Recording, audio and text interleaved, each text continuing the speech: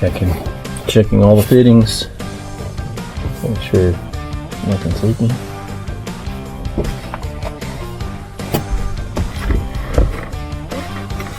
Let's see if we can.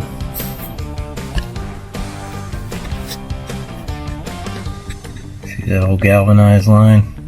It's exactly why we replace old galvanized line. Those pinholes develop from the inside.